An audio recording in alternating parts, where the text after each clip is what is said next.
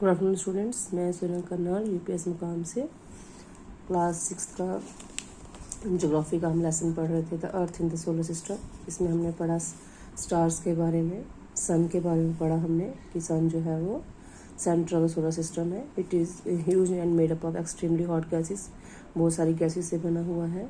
तो ये हम the sun is about 150 kilometre away from the earth, दूर है बहुत ये अर्थ से। जो जितनी भी हीट एंड लाइट जो दिन में आती है वो सन से आती है। तो सन में बहुत सारी गैसेस निकलती है, बहुत हीट बहुत गर्म होता है सन। फिर प्लैनेट्स पढ़े थे हमने कि 8 प्लैनेट्स होते हैं, mercury, Venus, earth, Mars, Jupiter, Saturn, Uranus and Neptune.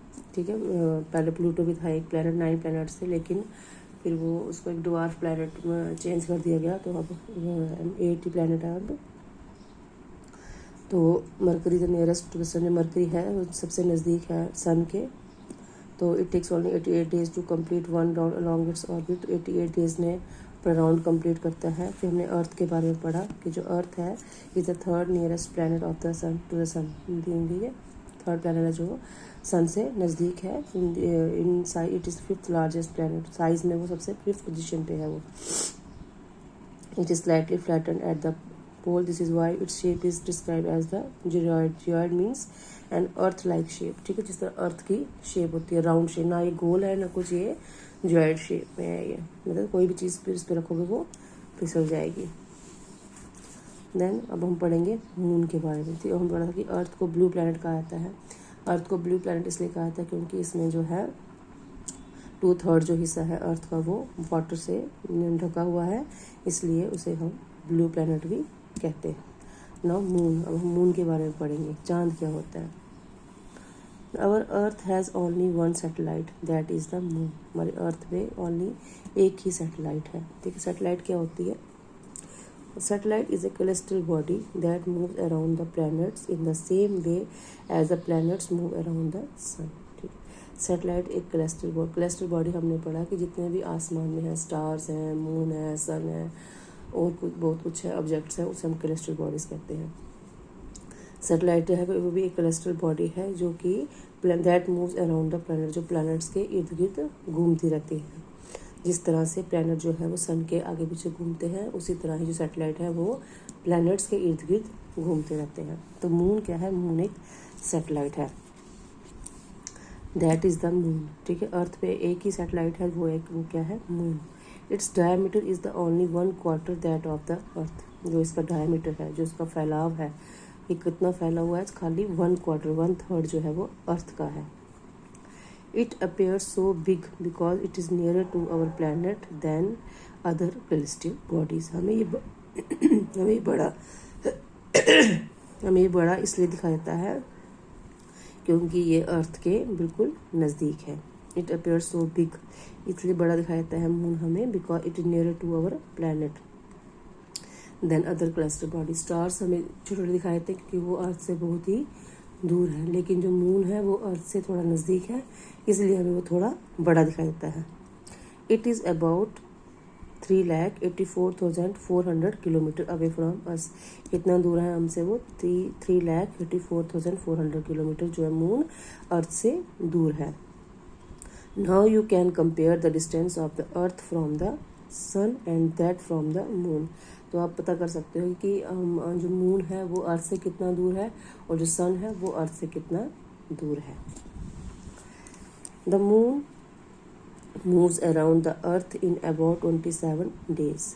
जो मून है वो अर्थ के इर्द गिर्द चक्कर लगाता है 27 डेज में। It takes exactly the same time to complete one spin. Spin means अपने आप में राउंड करना। ठीक है, एक होता है कि पूरा घूम जाना, स्पिन होता है कि उसको एक ही जगह पे मूव करना। ये 27 डेज में करता है। As a result only one side of the moon is visible to us on the earth. तो इसलिए हमें मून का एक ही हिस्सा जो है वो अर्थ पे दिखाई देता है, दूसरा नहीं दिखाई देता है। The moon does not have conditions favorable for life. It has mountains, plains and depression on its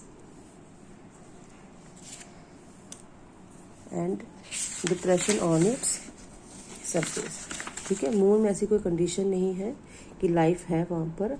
उसके ऊपर पहाड़ भी है, उसके ऊपर प्लेन एरिया भी है and depression on its surface. These cast shadows on the moon surface. Look at the full moon and observe these shadows. ठीक है, मून के ऊपर हमें छोटे छोटे शेडोज दिखाई देती है, ब्लैक दिखाई देता है हमें। तो जब फुल मून होता है तब उसमें ब्लैक शेडो दिखाई देती है। तो ये है था मून के बारे में कि मून जो है, मून एक क्या है, एक सैटेलाइट है। वो यहाँ एक कैलेस्ट्रल बॉडी है, वो 3,84,400 किलोमीटर जो है वो अर्थ से दूर है। वो अर्थ पे 27 डेज में अपना एक राउंड पूरा करता है, एक स्पिन करता है वो। ठीक है, तो इसलिए हमें मून का जो है एक ही हिस्सा जो है अर्थ पे दिखाई देता है, दूसरा हिस्सा हमें अर्थ पे नहीं दिखाई देता है। तो कुछ इंटरेस्टिंग फैक्ट्स हैं। Neil Armstrong was the first man to step on the surface of the moon on 21 जुलाई 1969। जो नील आर्मस्ट्रॉन्ग था, एक वो ऐसा पहला इंसान है जो मून पे गया है, जो 21 जुलाई 1969 पे गया हुआ है। ठीक है। A satellite is a cluster body that moves around the planet। Satellite एक क्लस्टर बॉडी है जो प्लैनेट्स के इर्द गिर्द घूमती है, जिस तरह से प्लैनेट जो है सन के इर्द गिर्द घूमते रहते हैं। Human made satellite is an artificial body. एक ह्यूमन मेड सैटेलाइट होता है जो एक आर्टिफिशियल बॉडी है। It is designed by scientist to gather information about the universe और फॉर कम्युनिकेशन। इसको इसलिए बनाया जाता है ताकि हमें जो यूनिवर्स की जो इंफॉर्मेशन है वो हमारे तक पहुंच पाए। It is carried by a rocket and placed in the orbit around the earth. इसे रॉकेट में के द्वारा बनाया जाता है और अर्थ के आगे पीछे घुमाया जाता है। Some of the Indian satellite space are INSAT, IRS, EDUSAT। ये हमारी इंडिया के ह्यूमन मेड सैटेलाइट्स हैं। तो आज हमने पढ़ा मून के बारे में कि जो मून है वो एक सैटेलाइट है और जो उसका डायमीटर है वो 1/3 है अर्थ का।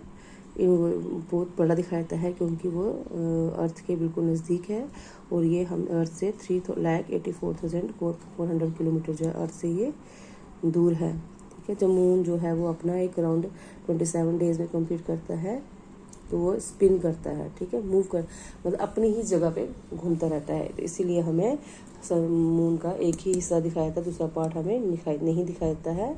जो मून है उसकी कोई फेवरेट कंडीशन नहीं है, वहाँ उस पर माउंटेन्स भी हैं, प्लेन्स भी हैं और उसमें बहुत सारा और उसमें खुरदरी जगहें भी हैं।